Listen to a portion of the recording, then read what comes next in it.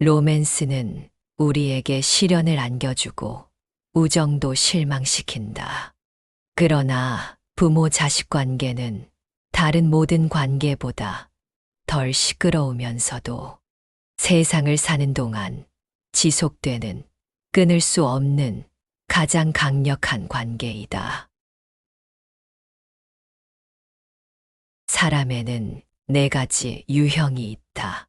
무식하면서 무식함을 모르는 자는 바보니 그는 피하라. 무식하면서 무식함을 아는 자는 단순하니 그는 가르쳐라. 유식하면서 유식함을 모르는 자는 잠을 자니 그는 깨우라. 유식하면서 유식함을 아는 자는 현명하니 그는 따르라. 인간이라는 것은 자신의 이기적인 용무에는 철두철미하게 비겁한 주제이지만 사상을 위해서는 영웅처럼 싸운다. 조상들 중에 노예가 없었던 군주는 없고 조상들 중에 군주가 없었던 노예는 없다. 사람들을 선인, 악인으로 구분하는 것은 불합리하다. 사람들은 매력적이거나 그렇지 않으면 귀찮은 것일 뿐이다. 지구상에는 인간 이외에 더 위대한 것이 없다. 인간에게는 지성 이외에 더 훌륭한 것이 없다. 인간이란 종족은 지적 생활에서 벌 집단처럼 조직된다. 남성적인 화신은 일꾼으로 본질적으로 비개인적 보편적인 자귀에 헌신하게 되어 있다. 반면 여성은 여왕으로 무한정의 수태 능력이 있어 어디에서나 자녀를 생산할 수 있다. 그러나 수동적이며 방법 없는 직감력과 정의감 없는 열정이 풍부하다. 인간다운 모든 것은 전진하지 않으면 퇴보해야 한다. 그 아버지의 그 아들, 모든 좋은 나무는 좋은 열매를 맺는다. 자기가 살고 있는 시대에 대해 불평하고 현재의 권력자들에 대해 수군거리고 과거를 탄식하며 미래의 터무니없는 기대를 걸어보는 것 등은 거의 모든 인류가 가지는 공통된 성질이다. 너의 위대한 조상을 본받아 행동하라. 그리고 그들의 덕성과 비교하여 내가 그들의 자손임을 증명하라. 우리가 인간성에 대해 정말로 아는 유일한 것은 그것이 변화한다는 것이다. 우리가 말할 수 있는 유일한 속성은 변화이다. 인간은 우주의 다른 어떤 유기체나 무기체와 다른 존재다. 자기의 할 일 이상으로 자라서 자기 개념의 사다리를 밟아 올라가 자신의 꿈을 성취하는 존재다. 우리들은 항상 자손들을 위해 무엇인가를 하고 있다고 말한다. 그러나 나는 자손들이 우리들을 위해 무엇인가를 해주는 것을 보고 싶다. 아버지가 누더기를 걸치면 자식은 모르는 척하지만 아비가 돈주머니를 차고 있으면 자식들은 모두 효자가 된다. 아이들은 부모의 사랑으로 시작하여 얼마 후엔 부모를 심판한다. 부모를 용서하는 일이 있다고 하더라도 그것은 드문 일이다. 자녀에게 회초리를 쓰지 않으면 자녀가 아비에게 회초리를 든다. 자기 아버지만한 명성을 얻기 위해서는 아버지보다 능력이 더 뛰어나야 한다. 쾌락은 행복하게 사는 시초요. 끝이다. 아버지에게 손찌검을 하는 아들을 둔 아버지는 누구나 죄인이다.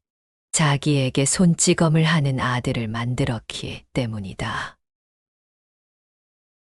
장난감과 먹을 것이 많은데도 더럽고 단정치 못한 어린이는 어쩔 수 없는 장난꾸러기이거나 아니면 그의 아비가 부족하기 때문일 것이다. 훌륭한 업적과 재단은 자식 없는 사람들이 만들어냈다. 우리들을 부자지간으로 맺어주는 것은 혈육이 아니라 애정이다.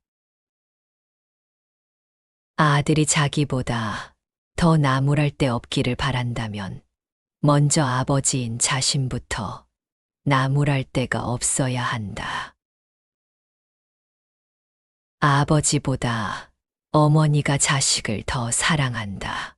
어머니는 자식을 자기 자식으로 알지만 아버지는 자기 자식이라고 생각할 뿐이기 때문이다.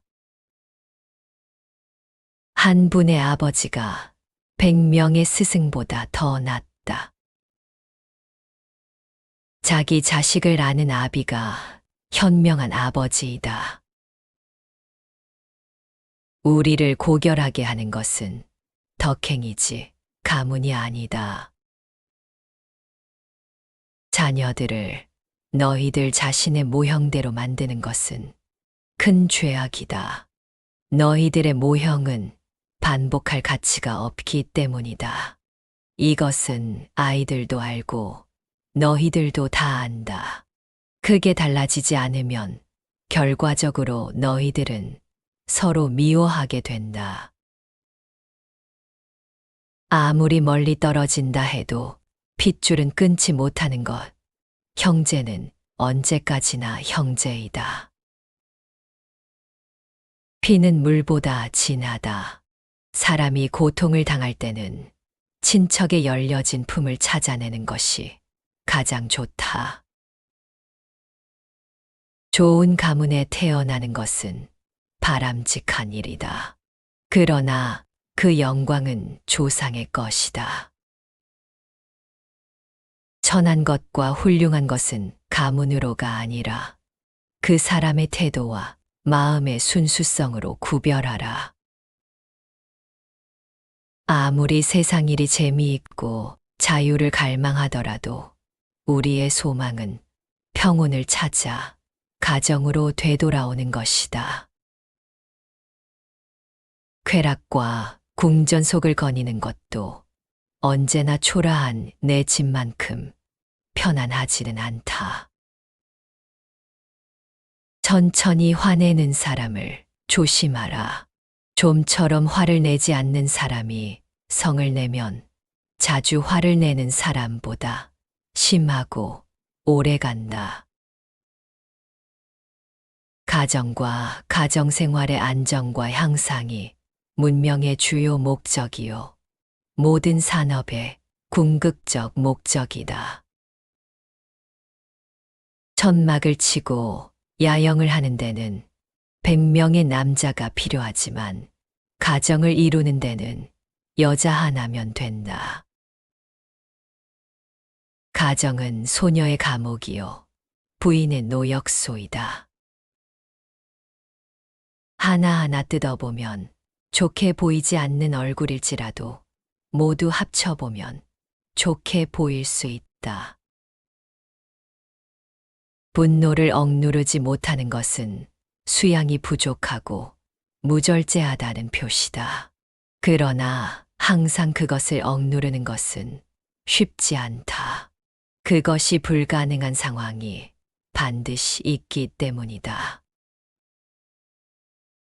가정이 행복해지려면 인내가 필요하다.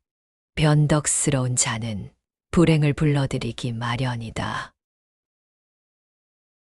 사람은 집에 머물 때 그의 행복에 가장 가까워지고 밖으로 나가면 그의 행복에서 멀어지기 십상이다.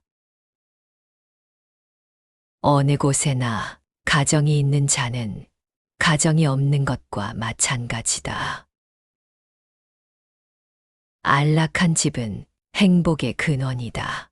그것은 바로 건강과 착한 양심, 다음 자리를 차지한다. 정신이 눈을 지배하면 눈은 잘못된 길을 가지 않는다. 생명이 없는 시신이 값이 나가지 않는 이유는 정신이 더할 나위 없이 고귀하기 때문이다. 현명한 자는 자기 마음의 주인이 되지만 미련한 자는 그 노예가 될 것이다.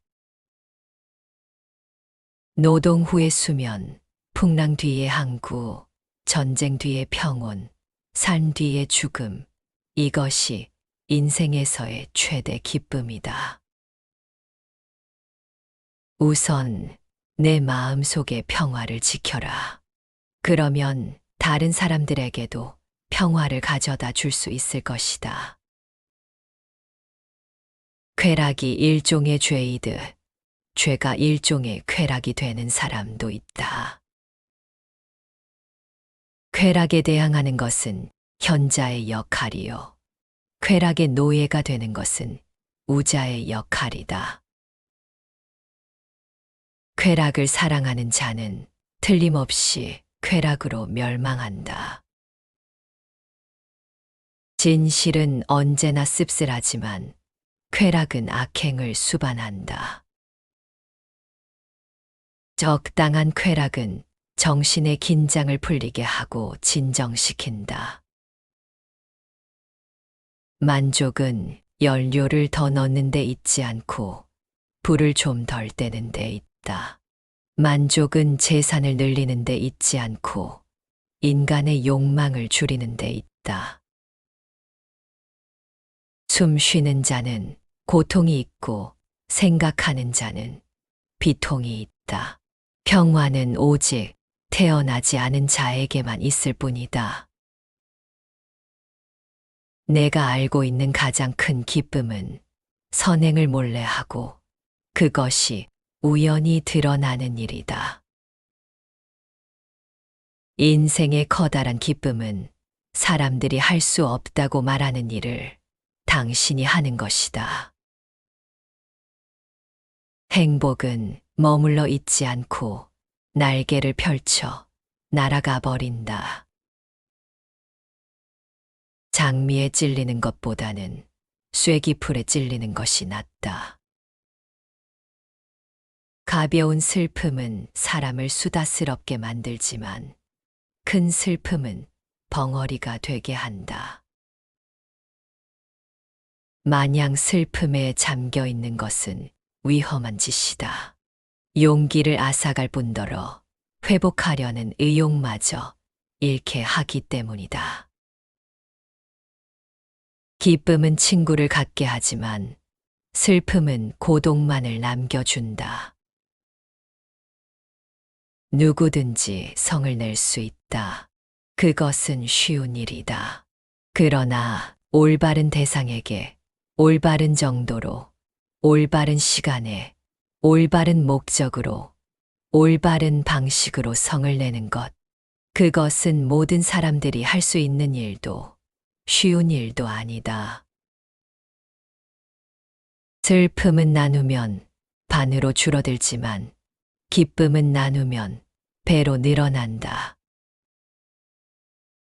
분노는 영혼을 활기차게 하는 원동력 중 하나이다. 그래서 분노가 없는 사람의 마음은 불구이다.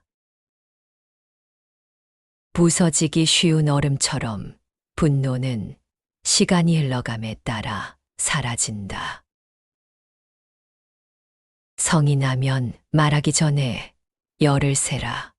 그래도 화가 나면 백을 세라. 사회에 대해 큰 소리로 불평하는 자가 그 사회의 복지를 위해서 가장 많이 심려하는 자라고 생각하는 것은 일반적인 잘못이다. 고통스러운 삶보다 차라리 죽음을 택하겠다. 태어나 불행한 것보다는 태어나지 않는 것이 더 낫다. 고통 뒤에 기쁨이 따르지 않는다면 누가 고통을 참겠는가? 바보일수록 웃음이 해프다. 고통을 잊어버리는 것이 그것을 치료하는 길이다. 만일 사람이 참된 마음으로 자기 인생을 인내하고자 한다면 인간의 가장 큰 재산은 적은 것에 만족하며 사는 것이다. 적은 것은 결코 모자라는 것이 아니기 때문이다. 만족은 먹고 잠자는 것만 중요하게 여기는 사람들의 따뜻한 돼지우리이다. 비참하다고 생각하지 않는다면 비참한 것은 아무것도 없다. 어떠한 상태라도 그것을 지니는 사람이 만족하면 행복하다. 만족은 부요, 마음의 풍요이다.